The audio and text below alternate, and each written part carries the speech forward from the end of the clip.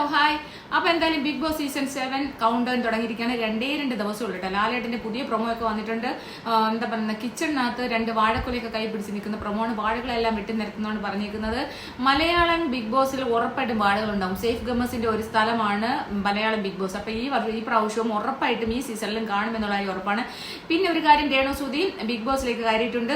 അപ്പൊ നെഗറ്റീവ് ഫെയിമായിട്ട്, എത്രത്തോളം negative ഫെയിമായിട്ട് big boss ആൾക്കാരുടെ കണ്ണിൽ പെടാമോ അത്രമാത്രം കണ്ണിൽ പെട്ടു. എന്തായാലും എന്താണോ രേണുസുതി വിചാരിച്ചത് അത് സാധിച്ചിട്ടുണ്ട്. ബിഗ് ബോസിലേക്ക് പോകാൻ കഴിഞ്ഞു. ബിഗ് ബോസിൽ എങ്ങനെയാണ് രേണു കളിക്കുന്നത് നോക്കാം. നന്നായിട്ട് കളിക്കാൻ കഴിയട്ടെ. കാരണം ഇവിടെ ഓൾറെഡി നെഗറ്റീവ് ആണ്. പിന്നെ രേണുവിന്റെ സ്വഭാവം നമുക്ക് എല്ലാം അറിയാവുന്നതുകൊണ്ട് നമ്മൾ എങ്ങനെ സപ്പോർട്ട് ചെയ്യും നമുക്കറിയില്ല. കാരണം അവിടെ ചെന്ന് എന്തെങ്കിലും ഡ്രാമ കളിച്ച് നല്ല പിള്ളയാവാനുള്ള ഒരു ശ്രമമാണോ എന്നുള്ളതും നമുക്കറിയത്തില്ല. എന്തായാലും നന്നായിട്ട് കളിക്കട്ടെ. കാരണം ഒരു കണ്ടസ്റ്റന്റ് നല്ല ഒരുപാട് നമുക്ക് കണ്ടന്റ് കിട്ടാനുള്ള ഒരു സാധ്യതയുണ്ട് കേട്ടോ.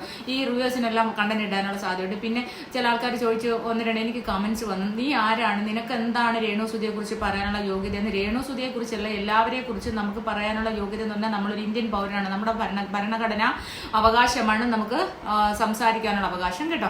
അപ്പൊ അതുകൊണ്ട് യാതൊരു തരത്തിലുള്ള മോശമായ വാക്കുകളും ഞാൻ ഇതുവരെ ആരെയും പ്രയോഗിക്കുന്നത് അങ്ങനെ പ്രയോഗിക്കുന്ന ആളല്ല. പിന്നെ എന്നെ കുറിച്ച് അറിയണമെങ്കിൽ ഗൂഗിളിൽ ചെന്ന് സെർച്ച് ചെയ്താൽ മതി. അഡ്വക്കേറ്റ് അനഖ എന്ന് സെർച്ച് ചെയ്താൽ ഞാൻ ആരാണെന്ന് അവിടെ ഉണ്ട്. അതാണ് എന്റെ വിദ്യാഭ്യാസ യോഗ്യതയും.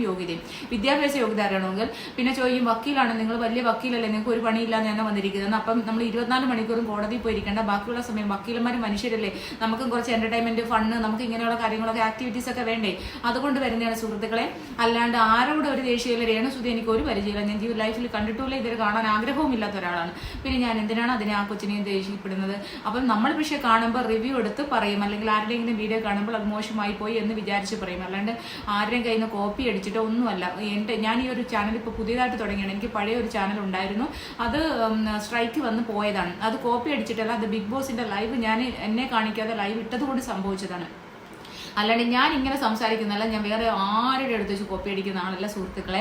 അപ്പോൾ അങ്ങനെ വിചാരിക്കും. അപ്പോൾ അവരാരോ ഒരു സ്ത്രീയാണെന്ന് തോന്നുന്നു, ഒരു സ്ത്രീ വന്ന് എന്നെ ചീത്ത പറഞ്ഞിട്ടുണ്ടായിരുന്നു. അപ്പോൾ നിങ്ങളെല്ലാവരും കൂട്ടുകൂടാ, ചീത്ത പറയാനായാലും ചീത്ത തെറി വിളിക്കാനായാലും നിങ്ങളെല്ലാവരും വന്ന് എന്നെ സബ്സ്ക്രൈബ് ചെയ്യുക, കൂട്ടുകൂടാ. നല്ല അടിപൊളി റിവ്യൂസ്, ലൈവ് റിവ്യൂസ് ആയിരിക്കും നമ്മുടെ കൂടെ. നല്ല ഫൺ റിവ്യൂസ് ആയിരിക്കും.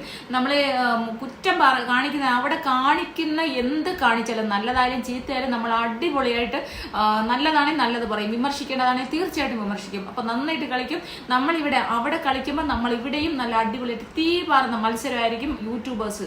അപ്പോൾ അതുകൊണ്ട് നല്ല എല്ലാവരും കൂട്ടുകൂടുക, എല്ലാവരും ഒന്ന് സബ്സ്ക്രൈബ് ചെയ്യുക. അപ്പം നമുക്ക് അടിപൊളിയായിട്ട് പോകാം. ഇനി 2 ദിവസമേ ഉള്ളൂ. 3-ാം തീയതി വൈകുന്നേരമാണ് ബിഗ് ബോസ് സ്റ്റാർട്ട് ചെയ്യുന്നത്. അപ്പം ഞാൻ അതിൻ്റെ അപ്ഡേഷൻസ് ഒക്കെ ഇങ്ങനെ തന്നുകൊണ്ടിരിക്കുക. നമ്മൾ ലൈവ് റിവ്യൂസ് ആയിരിക്കും.